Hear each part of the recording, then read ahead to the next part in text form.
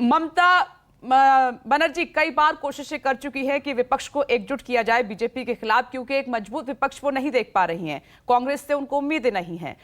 तो कल जो बैठक हुई इससे कोई खास नतीजा राजीव निकला नहीं है। तो क्या ये माना जाए कि राष्ट्रपति चुनाव के सहारे क्या ये 2024 का प्रयोग हो रहा है?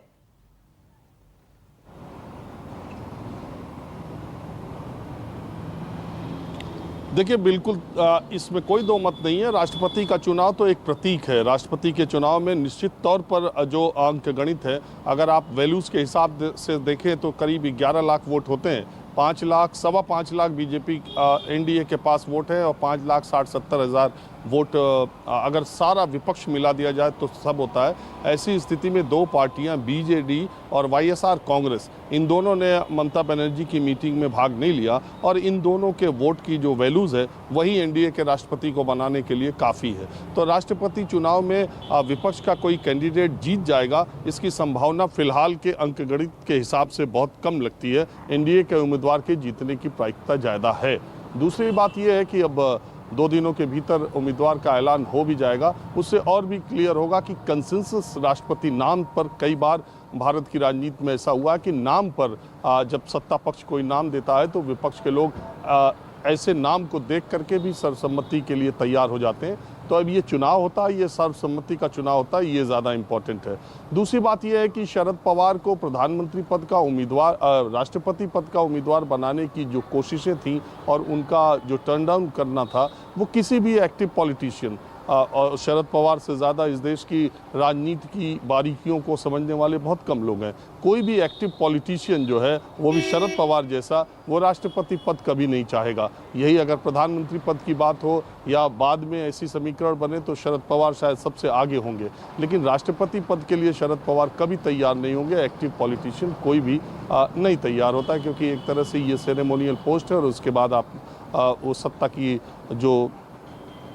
जो भी समीकरण है उससे बहुत दूर हो जाते हैं। बात यह है कि अब प्रधानमंत्री नरेंद्र मोदी, गृह मंत्री अमित शाह और भारतीय जनता पार्टी की टीम से लड़ने के लिए देश में अकेली कोई पार्टी राष्ट्रीय स्तर पर आपको दिखाई नहीं दे रही है। और जो क्षेत्रीय दल भी हैं, उनको भी उनके गढ़ में भारतीय जनता पार्टी ने कई बार कड़ी टक्कर दी है, कई बार धूल चटाई है। ये बात अलग है कि कुछ इलेक्शंस में अगर पंजाब को देखें, बंगाल को देखें, तो ऐसी परिस्थितियां आती हैं जब भारतीय जनता पार्टी को मुंह की खानी पड़ी है।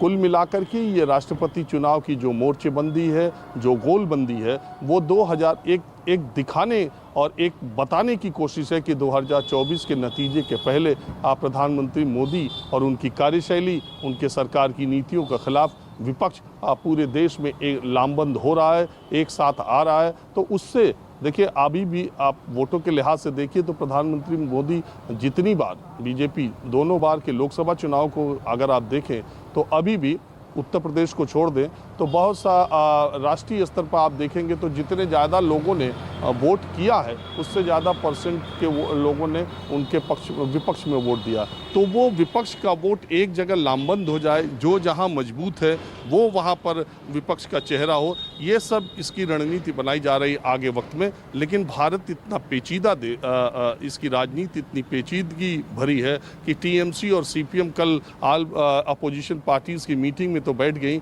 लेकिन बंगाल में जब चुनाव होगा तो क्या होगा। इसी तरह से टीआरएस कांग्रेस के साथ कैसे बैठ सकती है, वाईएसआर कांग्रेस के साथ कैसे बैठ सकते हैं। जब चुनाव होगा तो तेलंगाना में क्या होगा, हैदराबाद में क्या होगा, महाराष्ट्र में महाविकास आघाड़ी की सरकार अभी तक है। 24 के चुनाव के पहले क्या होगा और 24 में कौन कैसे कहाँ लड़ेगा, ये भी अपने आप में एक सवाल है। ठीक इसी तरह से अलग अलग प्रदेशों में अलग अलग स्थितियां हैं। तो ये सारे विपक्षी दल दिल्ली के किसी हॉल में एक साथ बैठ जाएं, लेकिन अपने अपने प्रदेशों में चुनाव के वक्त एक दूसरे के खिलाफ सामने चुनाव लड़ें, तो ऐसे में जनता भी ये सारी चीज़ें देखती है। ऐसा नहीं है, कई बार जब भी इसके पहले भारत में कोई एक सत्ता बहुत मजबूत हुई है तो उसके खिलाफ विपक्ष एक हुआ है और उस सत्ता को उखाड़ फेंका है। लेकिन वो प्रतीक, वो व्यक्तित्व, वो विचारधारा, वो सारी चीज़ें अभी सामने आना बाकी है। राष्ट्रपति चुनाव को एक प्रतीक के तौर पर मान के एक गोलबंदी की जा रही है। फिलहाल मुझे नहीं लगता कि राष्ट्रपति के चुनाव में समूचा विपक्ष खड़ा होकर के भी एनडीए के उम्मीदवार को कहीं से कोई उस तरह की टक्कर दे पाएगा। हालांकि कोशिशें इनकी अपनी जारी है। राजीव, ठीक है, आपका विश्लेषण ये बता रहा है कि आपको नहीं लगता कि विपक्ष एकजुट हो पाएगा और एनडीए के उम्मीदवार को टक्कर दे पाएगा राष्ट्रपति चुनाव में, लेकिन आप कह रहे हैं, इशारा कर रहे हैं कि 2024 के लिए जरूर ये प्रयोग होता हुआ दिखाई दे रहा है। नमस्कार, मैं हूं मानक गुप्ता। अगर आपको हमारा ये वीडियो पसंद आया हो तो इसे लाइक और शेयर जरूर करें, और हाँ, हमें सब्सक्राइब और फॉलो करना ना भूलें ताकि आप देश और दुनिया की कोई खबर मिस ना करें। तो जुड़े रहिए हमारे साथ और देखते रहिए न्यूज़ 24।